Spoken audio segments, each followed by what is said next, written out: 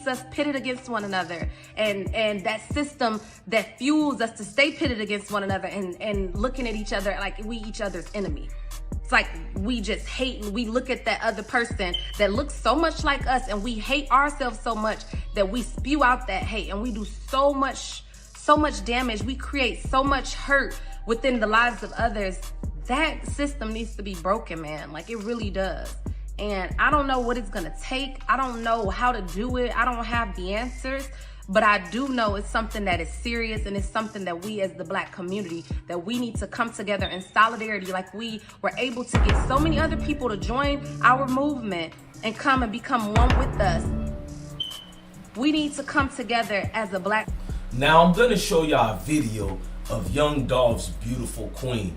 Dolph, beautiful queen, speaks on his existence and speaks on the things before he died. The video you're watching, it's moments before young Dolph died, and his wife does a beautiful statement, you feel me, about everybody. It ain't just for Dolph, it's for all of us, and how she feels about her husband before he died. Remember, keyword, before he died. So let's listen to the beautiful queen as she gives her synopsis on what's been going on out here in these streets.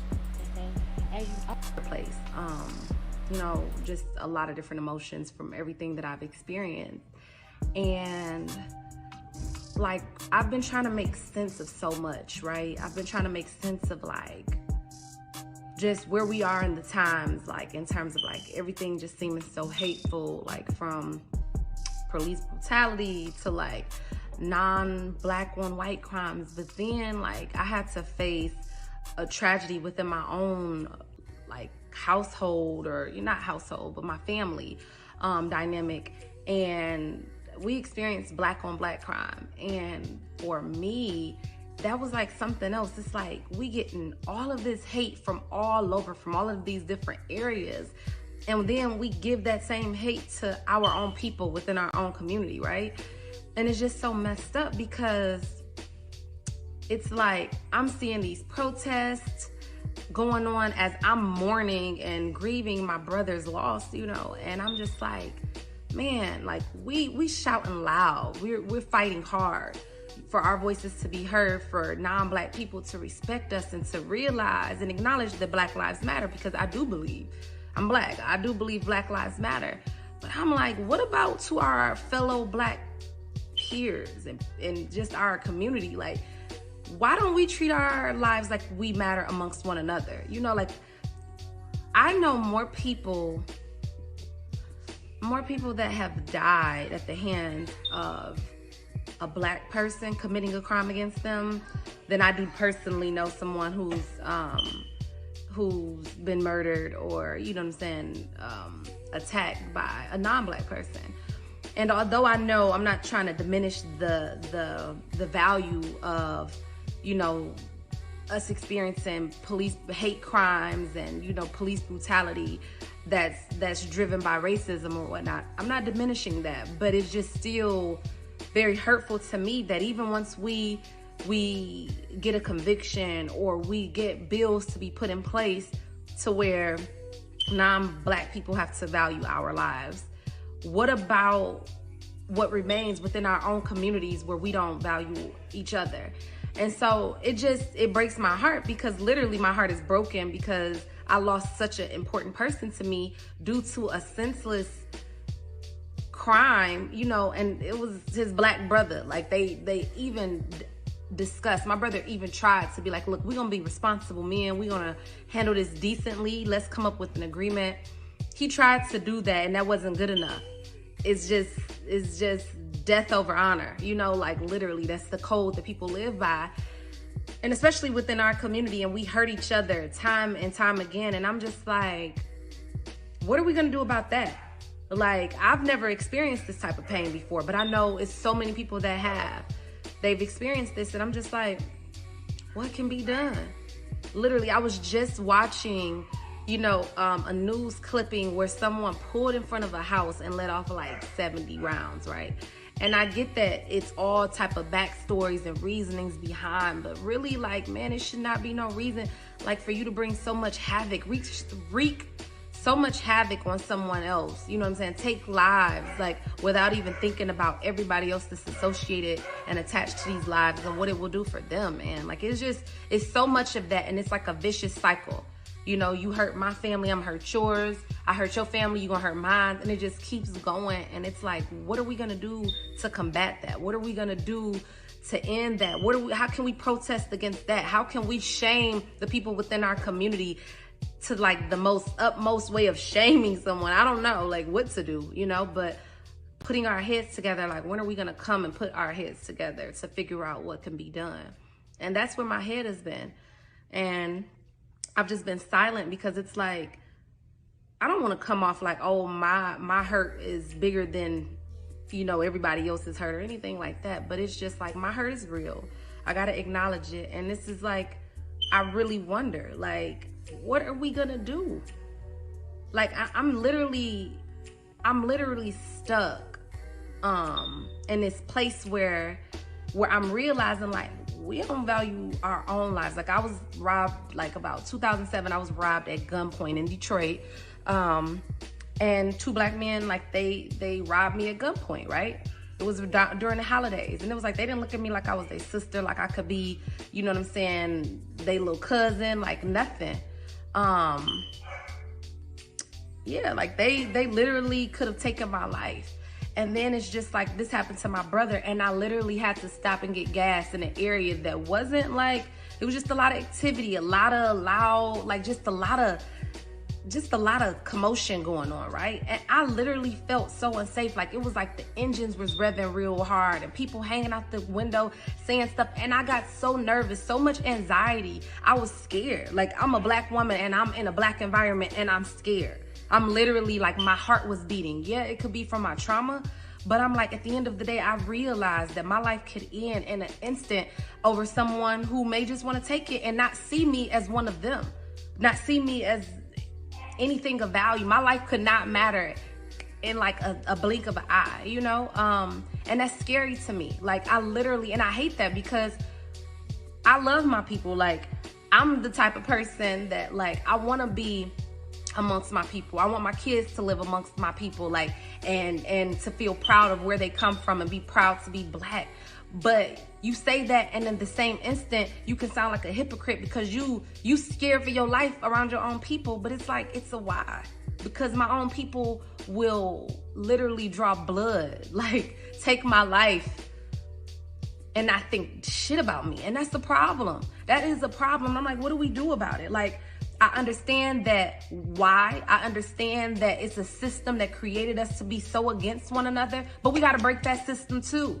Like, we have to. It's a system that's been created for everything that we endure as black people, but we got to break those systems. Just as we want them to break their systems and the way that they deal with us and the way that they can abuse us and handle us like police, I feel like that's a system that we're trying to go against. I feel like it should be another system that we should be tackling.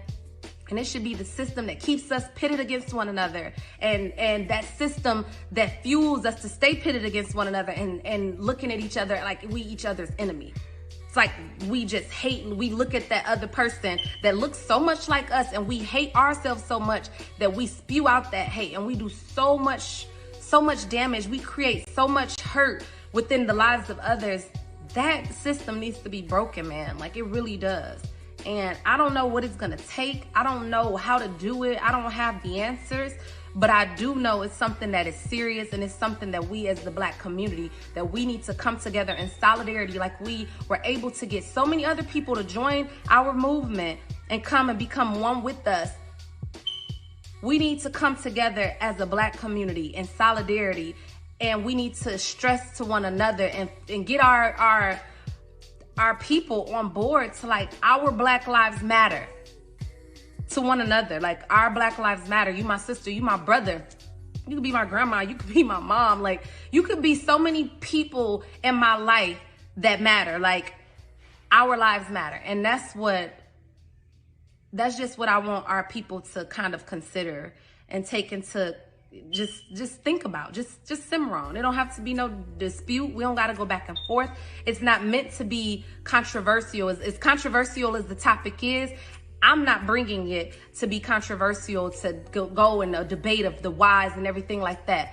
I'm acknowledging that a problem still exists, and I'm saying that some way, somehow, we have to come together and figure out a solution, because I don't wish this type of hurt on my worst enemy, and I don't even have enemies. I can't even say that I have a genuine enemy, because I don't have that much hate in my heart to really give somebody that much power over me to say they're my enemy. But if I had one, the hurt that I feel, the hurt that my family feels, I don't wish that on that person, because it's unreal, you know, and you won't even understand it until you experience it. And I hope that nobody else has to experience it, because it's just a hurt that's not even worth feeling. So I just had to get on here and just say that.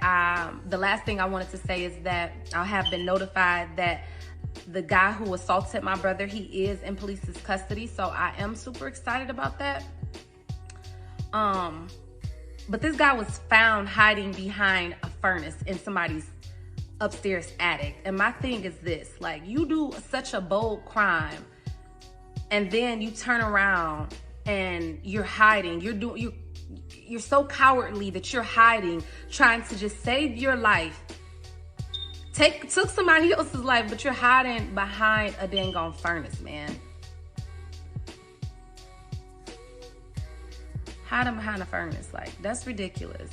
That's senseless. That's ridiculous. That's selfish. That's just, man, like, I'm speechless from that. So on one side, my family is elated that, you know, this won't be a cold case, but at the same time, it's two families being affected. One, because one is about to be behind bars. One, because a life was taken that could never be replaced.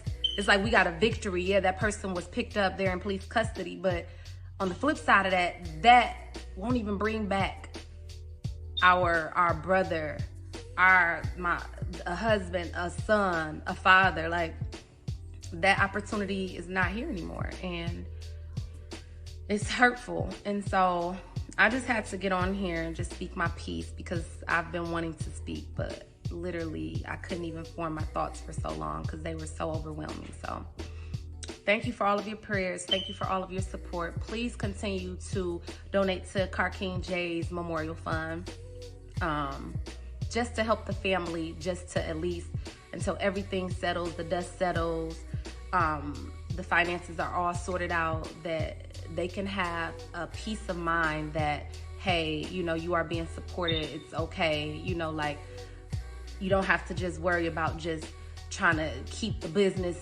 afloat so hard that you forgetting to, like, cry, you know, like, you gotta mask everything, you know, like, I want my family to be able to allow a little time to breathe, a little cushion to be able to breathe. And that's why I'm asking for your support, and just to keep them lifted in prayer, because they deserve that. They didn't deserve this situation. And I just I'm praying for the healing of the world. I really am. That's my prayer, to heal this wicked, vicious, vile world. So thanks. It's like we getting all of this hate from all over, from all of these different areas, and then we give that same hate to our own people within our own community, right? And it's just so messed up, because it's like I'm seeing these protests going on as I'm mourning and grieving my brother's loss, you know, and I'm just like, man, like, we shouting loud, we're fighting